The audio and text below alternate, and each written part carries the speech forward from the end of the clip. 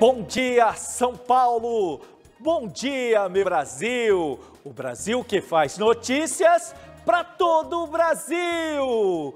Quarta-feira com pé direito. Vamos para cima, galera! Para a primeira, é lógico, para a primeira boa notícia. Ter que viver de aluguel não é nada fácil, fala a verdade, mas para muita gente é a única solução possível. Você vai ver agora uma reportagem da Rede TV em Recife. Um grande abraço para o povo pernambucano. Uma pesquisa apontou que a capital de Pernambuco foi a que teve a maior alta no preço do aluguel. A repórter Caroline Fernandes explica os motivos para nós. Veja aí. Muita gente está sofrendo para pagar as contas. O que dizer então do aluguel, o gasto que mais impacta na renda familiar? Dona Lenice vive fazendo cálculos num orçamento cada vez mais apertado. Hoje eu pago R$700. Ela queria aumentar para R$800 e não tem condições, porque o custo de vida está muito caro. Eu vivo de um salário. Eu coloquei um comércio para poder sobreviver e ajudar no aluguel. Segundo dados do FIPZAP, índice que acompanha a variação de preços de venda e locação de imóveis, divulgado pela Fundação Instituto de Pesquisas Econômicas, a FIP, o preço do aluguel residencial acumula uma alta de 2,14% nos últimos 12 meses no Brasil. Mas no Recife, esse aumento foi de 11,3% no mesmo período. A maior variação do país. O levantamento analisou o preço do aluguel em 25 cidades brasileiras. Curitiba registrou a segunda maior variação, com alta de 10%. No bairro do Pina, zona sul do Recife, o valor do metro quadrado do aluguel chega a R$ 49,00, o mais caro da cidade, com alta de 17% em um ano. Este economista diz que as características da capital pernambucana influenciam no aumento. Recife é uma cidade que está ladeada por outras cidades e não tem espaço para crescer horizontalmente. Então termina crescendo verticalmente e com o custo da construção civil muito alto, são poucas as ofertas que você tem no mercado. E aí os novos lançamentos terminam vindo com custos também elevados que são repassados para o consumidor final, seja na venda ou no aluguel. Está muito difícil mesmo para se ver aluguel. Você vai ver que uma atitude pode transformar um dado desolador numa mensagem de esperança. Mais de 12 mil crianças de até 6 anos de idade ficaram órfãs de pai ou mãe durante essa terrível pandemia. Os dados foram obtidos após o cruzamento do CPF no registro de óbito dos pais com o da certidão de nascimento dos filhos. Mas tem gente que abre os braços para quem precisa de acolhimento. É o que você vai ver agora na reportagem da nossa repórter Joyce Maffezoli. Os planos do Kaique e da Lucivânia foram interrompidos pela Covid-19. No Dia das Mães desse ano, ela morreu, 4 dias após dar à luz a Clarice Antonella. Ela chegou a amamentar a bebê, mas foi tudo muito rápido. Estava bem e de repente partiu. Lucivânia tinha 27 anos e nenhuma comorbidade. Os serviços da casa viraram rotina na vida do Kaique. Sem a companheira, ele virou o pai e mãe dos 3 filhos. Largou o emprego de motorista de caminhão para cuidar da família. Com certeza não vou fazer que nem ela, né? Mas estou tentando fazer o que eu posso, o meu melhor aí. A Associação Nacional dos Registradores de Pessoas Naturais, a ARPEM Brasil, fez um levantamento com o cruzamento de CPFs, do atestado de óbito dos pais e certidão de nascimento dos filhos. Foram analisadas informações de crianças nascidas a partir de 2015, quando os cartórios passaram a emitir o CPF diretamente no registro de nascimento. Mais de 12.200 crianças, consideradas de 0 a 6 anos, que foi justamente o período da parceria com a Receita Federal, perderam pelo menos um dos pais para a Covid-19. Para ajudar a suprir a dor da perda, vários projetos solidários surgiram. O Mães que Acolhem é um deles. A ONG ajuda órfãos de 0 a 21 anos com alimentação, assessoria jurídica e apoio emocional. tenta amenizar a falta dos pais na vida dos filhos? Nós levamos amor, né? Porém, apesar de todo o apoio, de todo o amor, nós também trabalhamos para que essas crianças não percam a referência delas. A pessoa que foi é uma referência na vida delas e será para sempre. A ONG abraçou a família do Kaique e vai dar a ele toda a assistência necessária. Inclusive fez uma vaquinha virtual para reformar a casa de 2 cômodos e deixar o lar mais confortável. Cada caso nós estudamos para ver exatamente o tempo que precisa, mas no mínimo 2 anos para cada família. O projeto Mães que Acolhem estará presente na vida deles. A especialista em neuropsicologia explica a importância de viver o luto, tanto para os filhos como para os companheiros. A gente não pode cobrar dessa mãe ou desse pai que ficou, que super proteja, que converse com o filho sobre a perda, porque para eles também está difícil, é um momento difícil.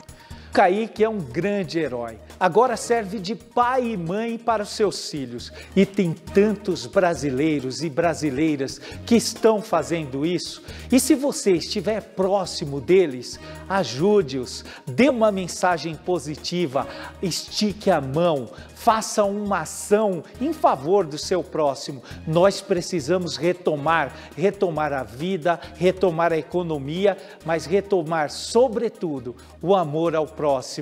E isso o brasileiro tem e tem de sobra. Quem conhece bem o Rio de Janeiro sabe que o Jardim Botânico é um lugar especial da cidade maravilhosa. O lugar foi criado em 1808, ano em que a família real portuguesa veio para o Brasil. E olha só, a equipe da Rede TV no Rio de Janeiro foi conhecer o Jardim Botânico de um jeito bastante diferente. À noite, uma experiência nova para quem é amante das belezas da natureza. Acompanhe comigo. São grupos pequenos, de no máximo 20 pessoas, todas curiosas sobre o que vão encontrar em um lugar que até parece desconhecido. Pela primeira vez, elas podem visitar o Jardim Botânico de noite.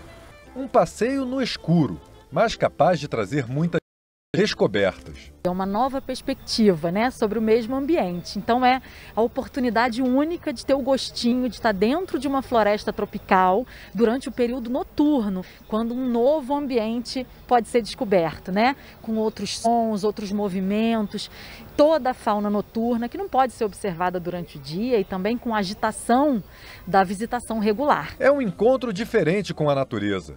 Durante o dia, os visitantes não podem ver a flor da ninféia aberta, sentir outros cheiros liberados pelas plantas, nem ver as rãs martelo acasalando e ouvir o concerto feito por moradores do parque, como os sapos.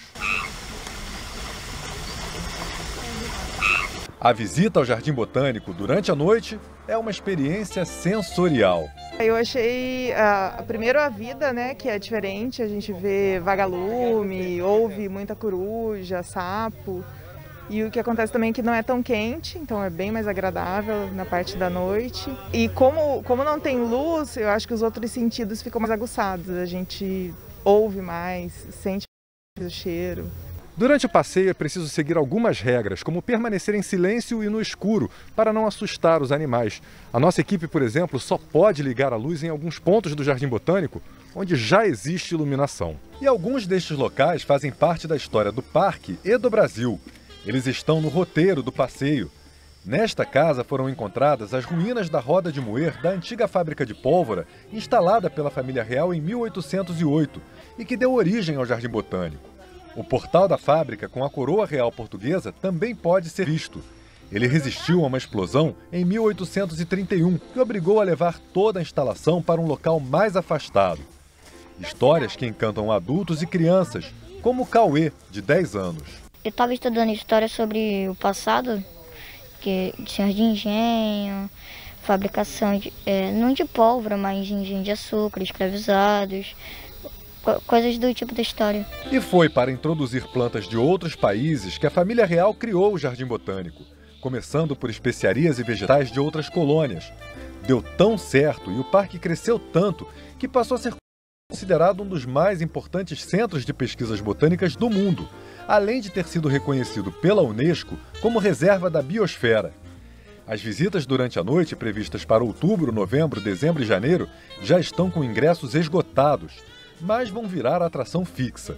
Elas podem ser feitas a pé ou de carrinho e são adiadas em caso de chuva. Guias bilíngues acompanham o grupo. Com sorte, é possível ver também outros animais como corujas e gambás, que infelizmente se esconderam na noite da nossa visita. Mas mesmo assim, todos terminaram o passeio felizes com as surpresas que encontraram. Bem diferente, é legal. Olhar essa sombra da palmeira imperial aí no céu, sem iluminação, é bem legal, é bem diferente.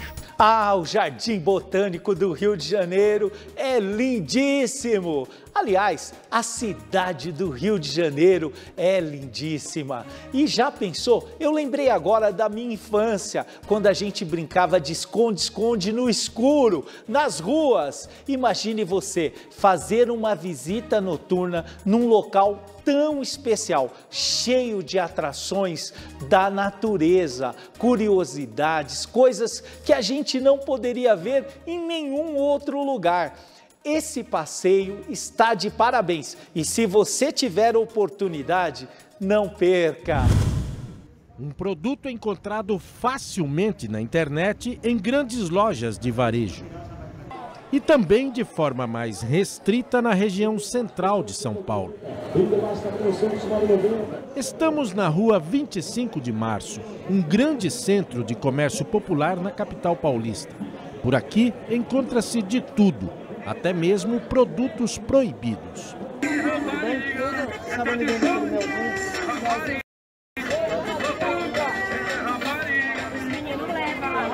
Nem precisamos procurar muito, bastou andar pelas ruas da região e em apenas alguns minutos encontramos o produto que se tornou uma febre entre os jovens. Conhecida como melzinho do amor, a substância promete agir como um estimulante sexual natural. Depois de muita conversa com os rapazes que vendem esse tipo de produto, nós conseguimos um aqui, ó, exclusivamente para mostrar para você uma, digamos assim, do melzinho do amor. Eles vendem por essa aqui em torno de R$90, tem um outro que custa 120 e tem um outro produto que custa R$180. Uma resolução da Anvisa, publicada no dia 27 de maio e retificada no dia 7 de junho, proibiu a comercialização, distribuição, fabricação, propaganda e uso de 3 marcas que vendiam o produto.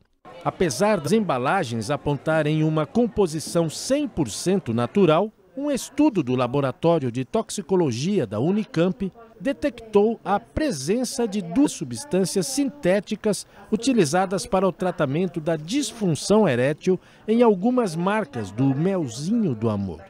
Segundo especialistas da própria universidade, sem a devida prescrição, essas substâncias podem trazer efeitos colaterais graves e até mesmo o risco de morte.